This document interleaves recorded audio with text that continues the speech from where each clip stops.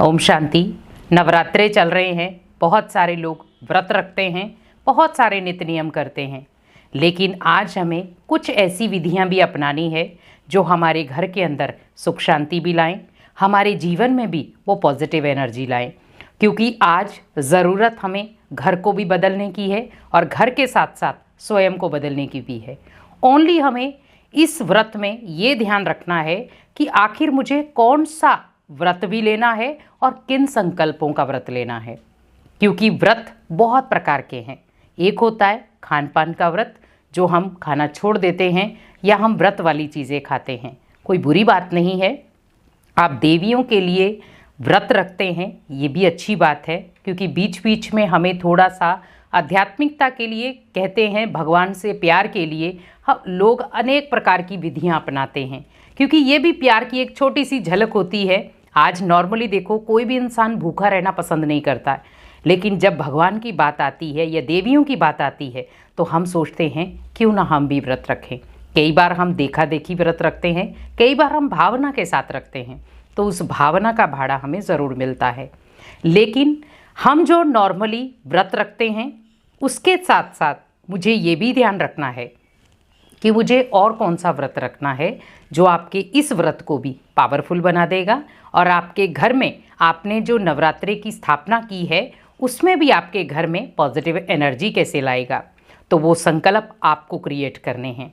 तो इसमें आपको हम 2 संकल्प देंगे जो आपको एक व्रत के रूप में भी लेने हैं, और जो आपने नवरात्रि में व्रत रखा है या नहीं रखा है तो भी आप इन संकल्पों को अपने जीवन में उतारेंगे तो आपका जीवन भी बदलेगा और आपके घर संसार में जो आप एक नेगेटिव माहौल रोज़ देखते हैं वो भी बदल जाएगा। तो पहला संकल्प आपको लेना है कि मेरे घर में बहुत पावरफुल शक्तिशाली भगवान की किरणें रोज आती हैं। क्योंकि जब आप व्रत रखते हैं तो हम बहुत सारी चीज़ों का ध्यान रखते हैं कि हमें कोई ऐसी चीज़ नहीं खानी है जिससे हमारा व्रत टूट जाए।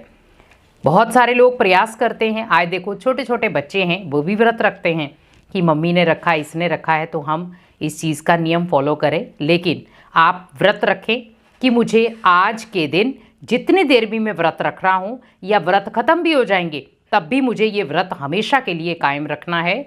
तो हमें ये व्रत धारण करने हैं। तो संकल्प आपको बता दिया कि अब आपके घर में भगवान की रोज़ शक्तिशाली किरणें आपके घर में डेली आती हैं। अब दूसरा लेना है आपको कि मेरा घर बहुत शांत और शुद्ध है। क्योंकि हम जब देवियों की स्थापना करते हैं तो अपने घर को शुद्ध करते हैं। वैसे सोचे कि मुझे संकल्पों से भी अपने घर को शुद्ध करना है। अब आपको व्रत कौन से लेने हैं? तो पहला आपको सोचना है कि मुझे आज से और अभी से ये व्रत लेना है कि मैं 9 दिन जो व्रत रख रहा हूँ उसमें मुझे 9 दिन किसी को भी कोई भी प्रकार की निंदा, स्तुति, मान, अपमान नहीं करना है। मान सभी को देना है लेकिन अपमान जनित बोल नहीं बोलने हैं। अपने बोल पर अटेंशन हो। तो हमें क्या करना है? नेगेटिव चीज़ों का व्रत रखना है कि आज के बाद मुझे कोई भी प्रकार की नेगेटिव चीज़ ना तो स्वीकार करनी है ना किसी को देनी है। और दूसरा है कि अगर कोई व्यक्ति मेरा बुरा भला कर भी रहा है, मेरे साथ अगर कोई बुरा व्यवहार कर रहा है, बुरे बोल बोल रहा है, मेरे लिए बुरे कर्म कर रहा है, तो आप वो सब चीज़ें भगवान पर सौंप दें और व्रत रखें कि मुझे इसके लिए भी हमेशा शुभ भावना, शुभकामना रखनी है। क्योंकि व्यक्ति को आप बदल नहीं सकते हैं, व्यक्ति के संस्कारों को आप बदल नहीं सकते हैं, लेकिन अपने वाइब्रेशन से आप हर चीज़ को बदल सकते हैं। क्योंकि वाइब्रेशन एक ऐसी कला है जो आपके जीवन को बदलने में सहायक है और दूसरा आपके पारिवारिक माहौल को भी बदलने में सहायता करती है। तो इस नवरात्रे अपने जीवन में भी कुछ खास चीज़ें करें। जैसे आप नवरात्रे की स्थापना बहुत प्यार से करते हैं, वैसे संकल्पों की भी साथ साथ में स्थापना करें ताकि आप व्रत भी रखें, उन व्रतों को आप फॉलो भी करें। ओनली हमें व्रत रखने नहीं है, लेकिन अब ज़रूरत है उन व्रतों को निभाने की। क्योंकि एक व्रत आपने अनाज छोड़ दिया, जैसे आप फल खाते हैं, बहुत सारी व्रत की चीज़ें होती हैं जो आप स्वीकार करते हैं। लेकिन आप सोचिए कि मुझे इन चीज़ों के साथ साथ मुझे अपना और भी व्रत धारण करने हैं जो मेरे जीवन को श्रेष्ठ बना दे, मुझे श्रेष्ठ बना दे। क्योंकि आज ज़रूरत ओनली भूखा रहने की नहीं है, लेकिन जो आज मन को भी भूख है, आपको उसकी भूख को भी मिटाना है। जैसे आप देखते हैं कि अगर आपने व्रत रखा है तो आप क्या सोचते हैं, मुझे फल स्वीकार करने हैं या व्रत की जो चीज़ें हैं वो लेनी है। इसका मतलब आप फिर भी भूखे तो नहीं रहे ना। तो वैसे ही सोचें कि शरीर को अगर किसी न किसी प्रकार की व्यंजन की ज़रूरत है, वैसे मन को भी किसी न किसी संकल्प की ज़रूरत होती है। तो हमें मन को सजाना है, जीवन खुद ब खुद सज जाएगा। तो इन देवियों के नवरात्रे में आप देवियों को अगर खुश करना चाहते हैं तो पहले आप अपने जीवन की कुछ ऐसी चीज़ों को बदल दें जो आपके घर के अंदर से जो नेगेटिव माहौल है उसको ख़त्म कर सके।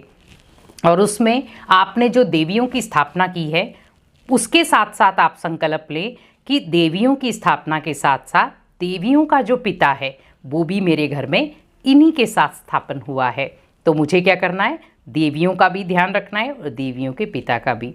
इसीलिए क्योंकि देवियों को हम बहुत मान देते हैं, देवियों की 9 दिन तक हम अलग अलग देवियों की पुकार करते हैं, देवियों की आराधना करते हैं। लेकिन सोचिए, जब 9 दिन तक आपके घर में देवियाँ आएंगी तो आपका घर कितना शुद्ध, कितना प्योर हो जाएगा। तो डेली रूप में आप जिस भी देवी को रोज़ आराधना में ले रहे हैं, जैसे 9 दिन में 9 देवियों का आराधना करते हैं, तो आप वैसे ही सोचें कि हर देवी रोज़ सुबह मेरे घर में कदम रखती है। तो ऑटोमेटिकली आपको एक दिन अनुभव ऐसा होगा कि जैसे 9 की 9 देवियाँ मेरे घर में आई हैं। भले देखो, कई बार हमने छोटी छोटी कन्याओं को देखा है, जब किसी के घर में हम कंजके पूजते हैं तो हम कहते हैं हमारे घर में देवियाँ आई हैं। लेकिन वही जब 9 दिन पूरे हो जाते हैं तो हम उनको देखते तक नहीं हैं या कई बार बोलते भी नहीं हैं। तो बस थोड़े से अपने संस्कारों को परिवर्तन करें। ओनली हमें ये 9 दिन का व्रत नहीं रखना। बहुत सारे लोग ऐसे हैं जो 9 दिन बहुत नित्य नियम निभाएंगे, लेकिन 10वें दिन सारे नित्य नियम तोड़ देते हैं। लेकिन आप एक चीज़ याद रखें कि 9 दिन जो आपने नित्य नियम निभाए थे, अगर 10वें दिन उन नित्य नियमों को तोड़ा तो बहुत पाप कर्मों के भागीदार भी आप बनेंगे, क्योंकि कहीं ना कहीं आपने उनको लाचारी हालत में किया था, खुशी से नहीं। क्योंकि देवियों की प्रसन्नता होती है सदा काल के लिए करना, लेकिन हमने तो 9 दिन के लिए करके थक गए। और कई बार भावना ऐसी होती है कि भले हमने एक दिन व्रत किया है लेकिन बहुत प्योर किया है, और वो 9 दिन तक या सदा काल के लिए इतना अच्छा चलता है जिससे लोग अपने जीवन को परिवर्तन भी कर लेते हैं। तो इस नवरात्रे अपने जीवन में कुछ खास करें, अपनों के लिए कुछ खास करें।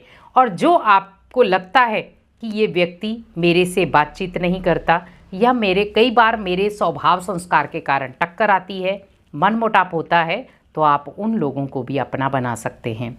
तो देवियों की स्थापना के साथ साथ बहुत सारे लोग अपना बहुत सारी प्रक्रियाएं करते हैं, मंदिर में जाते हैं, देवियों की आराधना करते हैं, लेकिन कुछ आप विज़न अपने घर के लिए भी बनाएं। मंदिर में जा रहे हैं, वहाँ से वाइब्रेशन क्रिएट करके लाएं कि मेरा घर भी देवियों का स्थान है, मेरे घर में रोज़ देवियाँ आती हैं। जैसे मैंने घर में स्थापना की है, जैसे मंदिर में देवियों की स्थापना है, वैसे मेरे घर में भी देवियों की स्थापना है।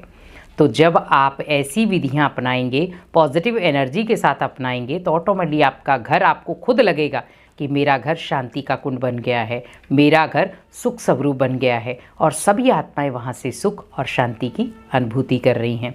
तो इस नवरात्रे इन विधियों को अपनाएं और अपने घर में खुशहाली लाएं। ओम शांति।